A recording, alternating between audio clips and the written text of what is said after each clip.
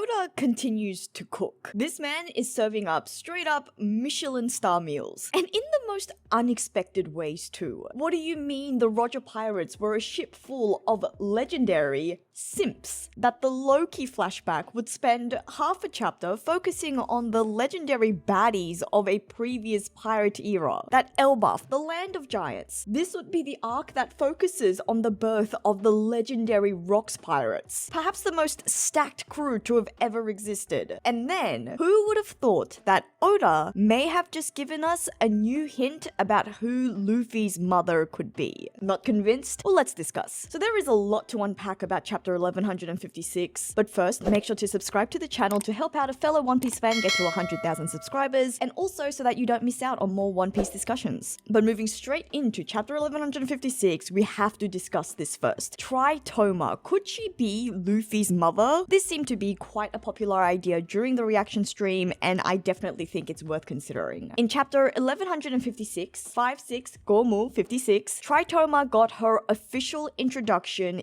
in series, complete with a name card and everything as the future Empress of Amazon Lily. Prior to this, Tritoma had been introduced by way of an SBS in volume 109, where it was explained that she was the former Empress of Amazon Lily, preceding Boa Hancock and the successor of Gloriosa and Shaki. And even within the series, she had been referred to, but only as the former Empress and never by name. We know that unlike the two Empresses before her, Tritoma actually did succumb to a death, unfortunately succumbing to the love sickness and dying 13 years ago, which is when Boa Hancock succeeded her as the current present Empress of Amazon Lily and the Kuja tribe. And this theory that Tritoma is possibly Luffy's mother isn't new. It's existed even before this formal introduction in series, with potentially many supporting clues. For example, in chapter 522, Elder Nyon, i.e. the former Empress Gloriosa, expresses that love is a hurricane, using this quote to describe lovesickness, and that this expression is actually a saying from the East Blue. And we all know that Dragon and Luffy hail from the East Blue, and that Dragon has been heavily associated with abnormal weather events in the series, specifically to do with strong winds, leading many fans to believe that Dragon may have some sort of wind-based devil fruit ability. But the most intriguing detail / potential clue for me is why Kuma sent Luffy to Amazon Lily. At the end of the Sabaody Archipelago arc, we see Kuma send each of the Straw Hats to different locations, different islands, based on what he believes will better hone their skills, better hone their strength, and develop them for the future. So why Amazon Lily for Luffy? There are some obvious answers, like the fact that Luffy learns more about Haki on this island, as well as the fact that the Kuja tribe has a very close relationship to Rayleigh, whom we know would go on to become Luffy's mentor during the time skip. But I also wonder whether there is something more. Another layer to Kuma's reasoning. We already know from Kuma's flashback during the Egghead Island arc that he knew Luffy was Dragon's son. The two don't talk about it in detail, both understanding the consequences if word gets out that Dragon has a son, if word gets out that the leader of the Revolutionary Army has a vulnerability in the form of a child. But Kuma was obviously very intrigued by Luffy. He took a very keen interest in this young boy whom he believed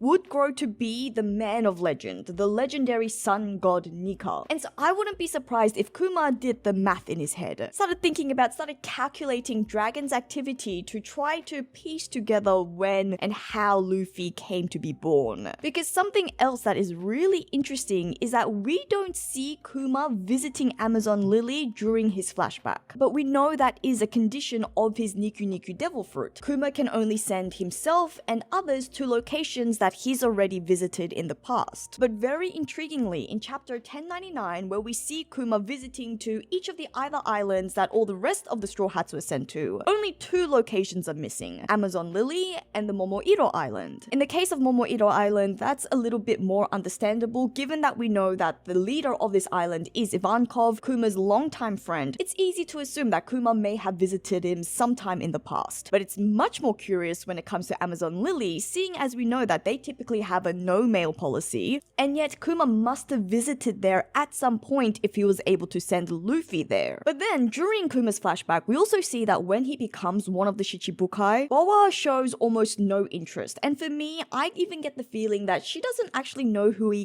is. And so what that would suggest to me is that Kuma may have visited Amazon Lily before Gloriosa and Boa Hancock returned to the Kuja tribe. Unfortunately, we don't actually know when that is exactly to be able to unpack the timeline fully, but I do think it somewhat matches up. If Boa became the Empress 13 years ago, Kuma must have arrived sometime before then, back when Tritoma was still the Empress. And that makes sense given Luffy's current age. And then based on the depiction of Tritoma in this chapter 1156, I think that also sort of fits with the timeline. She looks quite young here, maybe in her teenage years, at least significantly younger than Shaki, whom we know to be currently 64 years old, meaning that if Tritoma was still alive today, she would be around 50 years old, which lines up quite well with Dragon's age because we know that he's 55. And then let's look at this name, Tritoma. Oda continues the naming convention for the Kuja tribe women being named after flowers. In this case, the name Tritoma is also known as the torch lily, as well as the red hot poker, due to its appearance of looking like a flaming red and yellow torch. Which, hello, red and yellow are very much Luffy's colors. And it's also worth noting that Tritoma are known as the symbol of fire, illumination, light, hope, and freedom. All of these words just screams Luffy, the inherited will of the sun god Nika, the warrior of liberation. And then when you look at Tritoma's design with her dark cropped hair, I have to say there is very much a resemblance between her and Luffy. And then it could also make sense that Luffy was born to a woman of Amazon Lily,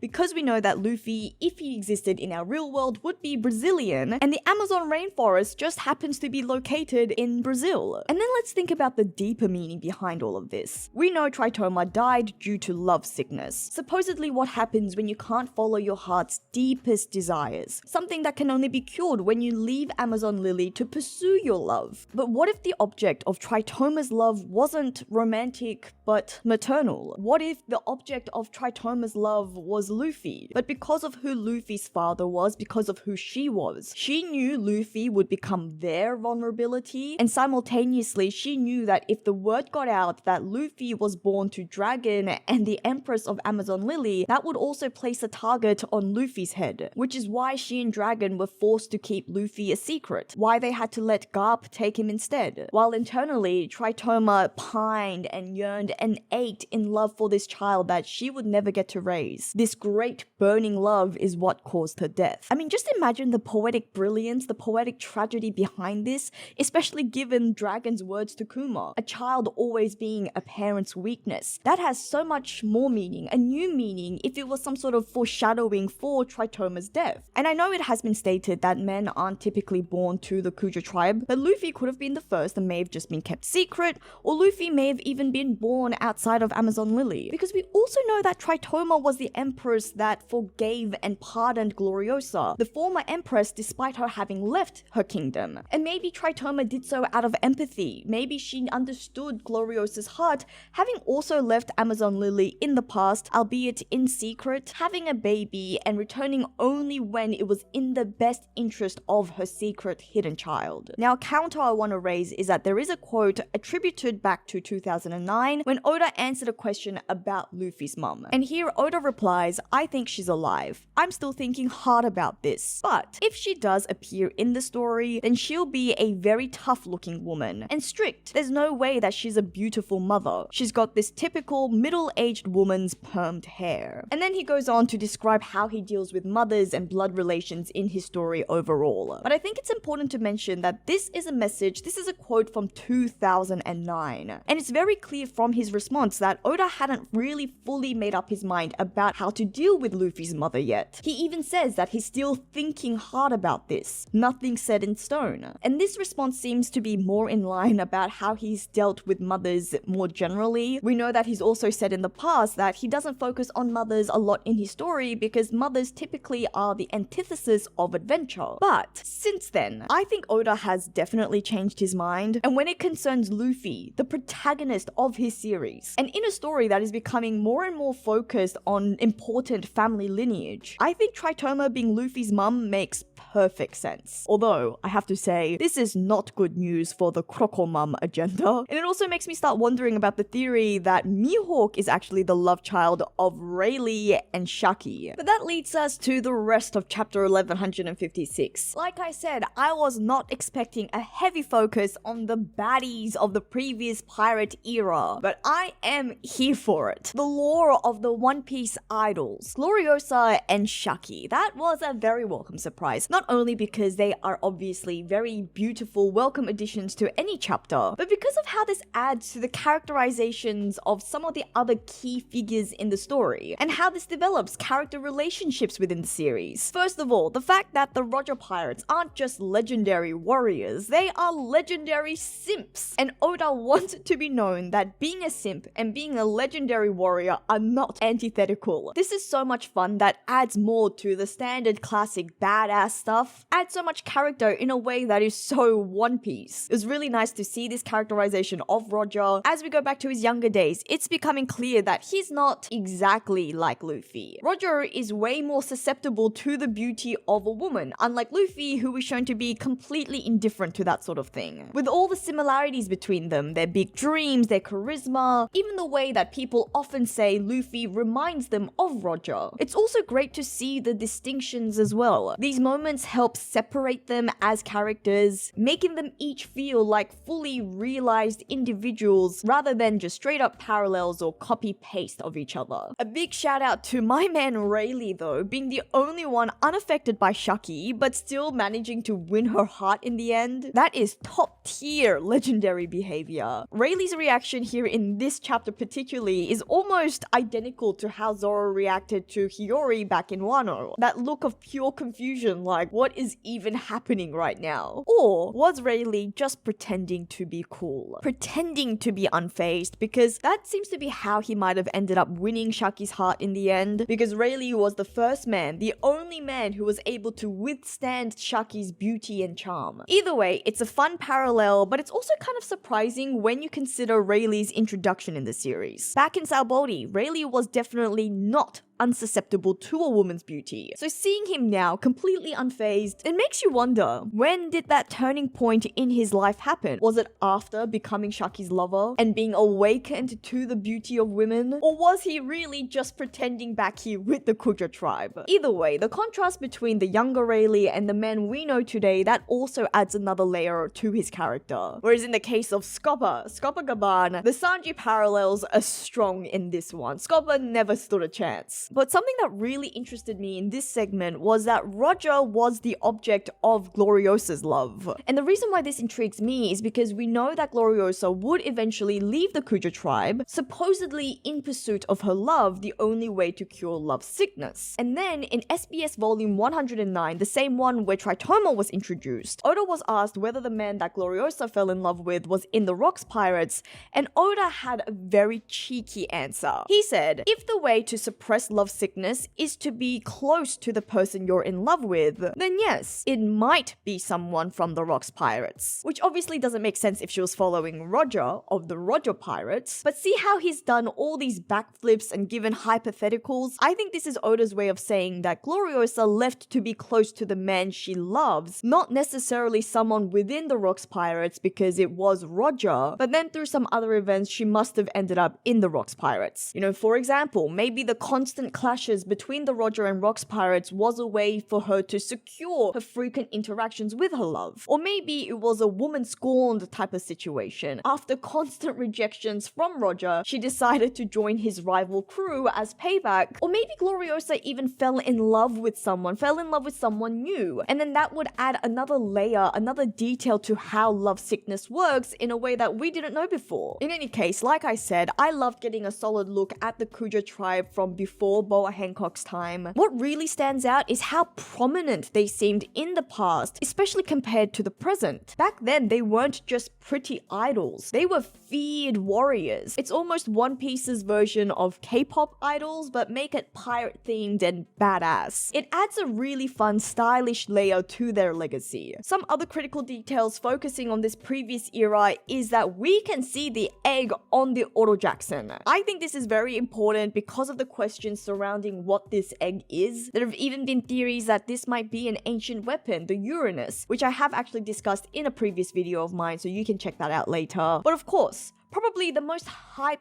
part about this segment, the moment between Roger and Garp. I love how, despite Roger's obsession over Shaki, his one true love, the object of his deepest desires, his obsession, will always be none other than Monkey D. Garp. It's hard not to notice how much Garp looks like Luffy here, and Roger looks so much like Ace. And we've heard about this rivalry before. It's always been portrayed to be one of Roger's best. We were told that Garp used to corner him, and it was even further teased during that glimpse of God Valley, but this is the first time we've actually seen it drawn out. An actual clash, fist to fist, and explosive haki. Their attacks landing simultaneously, but even then, it was drawn in a way that made it seem like Garp's strike might have been more significant. This is the first time that Roger has looked anything less than invincible. Well, technically, there was that moment with Shaki earlier on in the chapter, but in terms of someone who could actually go blow for blows with him, Garp comes across as the slight winner in this portrayal at least, which really adds to the idea that Garp really used to corner him. You would think that that reputation came from Garp chasing after Roger with a whole Marine squad, but here we see that even in a 1 versus 1, in a leader for leader battle, Garp was a monster, someone who could genuinely handle Roger. And I know it sounds like we're power scaling here, but that's actually not the point. This fight isn't really the point. What matters here is that Oda is showing us what Roger and Garp were like before they became legends, the early days of their rivalry. Roger comes off as impulsive, even a love-struck idiot who falls for the beauty of the Kuja tribe, whereas Garp is furious, relentless, feared even by the Kuja tribe. This long-awaited glimpse at their clash really hyped up the chapter for me. I can't wait until we get further details into their rivalry via future flashbacks, via a full flashback, more clashes, more chaos, and eventually how they ended up teaming up at God Valley. But speaking of legends and God Valley, we finally got to see the Rocks Pirates line up after their formal formation under their flag, under their name, the Rocks Pirates, and honestly, it's just as wild as I hoped it to be. We've heard these names before, but seeing them all together in just one panel, that really hits different. Familiar faces in their youth, a young Kaido already obsessed with strength, Big Mom in her prime fine days, but the real standout, Silver Axe. He gets his own dedicated introduction, and that immediately raises some questions. Why give him that spotlight unless Oda has future plans for him? He's one of the few Rocks Pirates that we really know so little about. He wasn't one of Moria's zombies at Thriller Bark, and outside of being name dropped in the same breath as all of these other legends, there's been mostly no mention of him at all in the story. Meanwhile, we already know what happened to Ochoku. We know that he ruled Hachinosu before being usurped by Blackbeard. Captain John left behind a treasure that Buggy would later become obsessed with. But Silver Axe? Total mystery. What I find really interesting is how he entered the scene. It's a solo infiltration of Hachinosu to join the Rocks' crew. Super shady vibes. It honestly feels less like a pirate making a name for himself and almost someone on a mission. I'm getting major, I am here to infiltrate energy. I mean, what if Silver Axe was actually a marine? Maybe even a part of Sword, what with kind of like DS Drake entering the Beast Pirates? That would be iconic, especially for a man named Silver Axe. That could be a red herring, you know, it's meant to throw us off. Another weird detail is that when he first shows up, he looks small, sort of like scrawny, but then in his full reveal, he is massive. His body fits his clothes completely differently, and that makes me wonder whether he has a devil fruit ability that allows him to grow. Something similar to a rogue maybe? What if Silver Axe was the original user of that devil fruit? There are so many subtle clues in this introduction that feels intentional, like Oda is planting seeds seeds for something bigger. His paneling and timing feels deliberately isolated from the rest of the crew. At this point, I wouldn't even be surprised if Silver Axe ends up being the man marked by flames. But regardless of where this goes, I have to say I love his design, bold, mysterious, already packed with so much lore, and the detail that he was once Shiki's rival, that's a juicy nugget. Seeing as both of them are wearing similar kimono-styled outfits, maybe their rivalry even ties back to a shared homeland of their past. I mean, there is just so much to dig into here. But going back to the rest of the Rocks Pirates, I will go back to that little detail that Gloriosa's entry into the Rocks Pirates has yet to be explained in this chapter, so you know there is much more to come concerning the Rocks Pirates. Most likely, hopefully, a deep dive into the God Valley incident from the perspective of the pirates. In the meantime, we see Xebec doing renovations at Hachinosu, the origins of the two holes that would later become the eyes of the skull-faced island. Probably the most intriguing part is that Xebec confirms that there are two devil fruits that he's after. Now we know that one of them he thinks is at Elbaf, and given how the rest of the arc has unfolded and even in his language here, I think the most obvious conclusion is that that devil fruit is the legendary devil fruit that has been passed down the Elbafian royal family. And I have made a video about how that devil fruit, the one that was stolen from Elbaf, was most likely Luffy's devil fruit, the Hito Hito no Mi model Nika, and you can watch that video here. But what's really intriguing is that Rocks also says that that fruit would only reveal its full power if Harold ate it. Harold as the current king of Elbaf. But what really intrigues me is why Rocks would think that about the devil fruit, why he believes that someone from Elbaf has to be the one to unleash that Nika devil fruit power. What information, what lore is Rocks privy to believe this? By the way, I also have to mention how much I love Rocks' admiration for Harold here. In a chapter that had a heavy theme of love and obsession, it's really cute to see that Harold was the object of Rocks' love and obsession. A one-sided love, really. A brutal, violent man defending Harold, calling him his friend. It really reminds you of how Luffy reacts when anyone badmouths Shanks. But the other, more lore-filled, very intriguing mention was of course the Galila company. This mysterious company is being mentioned again after that lore drop, that mysterious lore drop in chapter 1154. And the fact that the Rocks Pirates knew about them as well, that they are somehow involved in this larger mystery, this larger lore that is relevant to the current world and how to dismantle it. You just know that Oda is working in the background for some really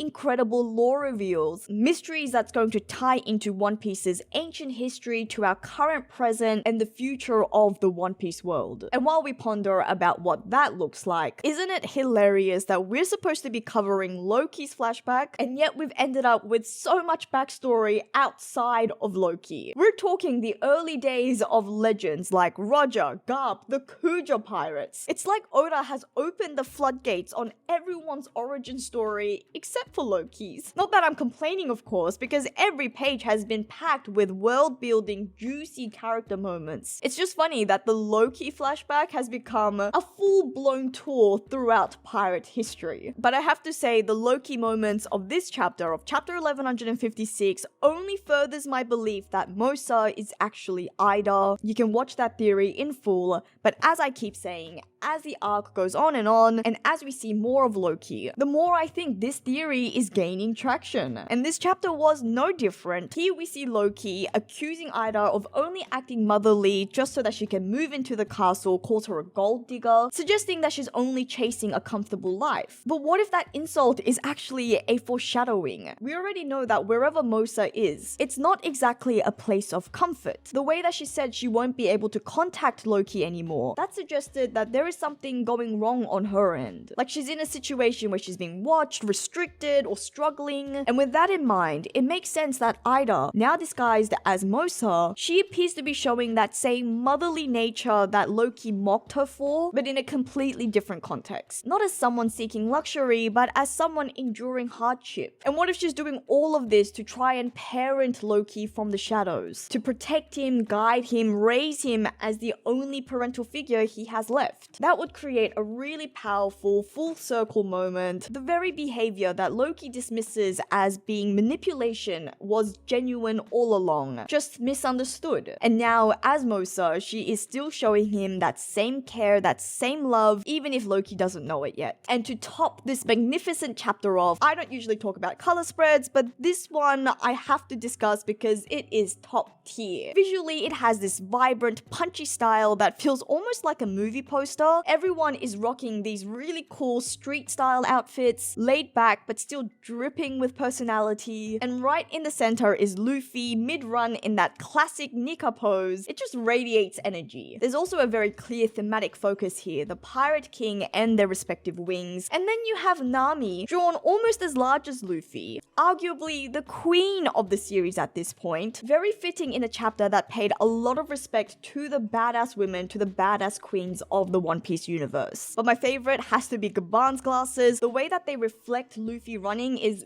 chef's kiss. It fits perfectly. He is a man who may be closer to the Nika legend than anyone else, living in Elbaf, hearing all about the lore of the sun god. That tiny detail within his glasses, it makes it feel like he is watching the prophecy unfold. It even ties back to when he met Luffy and said that he wants to witness Gear 5th for himself. And that reflection just makes this whole color spread feel even deeper. But for now, those are some of the thoughts that has been running in my head since reading chapter 1156. I know there is plenty more to discuss, so much lore, so much speculation, and I will dive deeper into those in future videos because we do have another chapter break. But don't you fear, because I will be here. I didn't mean for that to rhyme, but I will be here to fill that chapter void, so make sure to subscribe to the channel for more One Piece discussions. Also, to help out a fellow One Piece fan get to 100,000 subscribers, I'd really appreciate it. You can also show your support by liking and sharing this video, and you can even become a Patreon or channel member like these wonderful, wonderful people. But as always, thank you so much for listening to another one of my crazy ramblings. This is JoyGirl, and I'll see you again soon.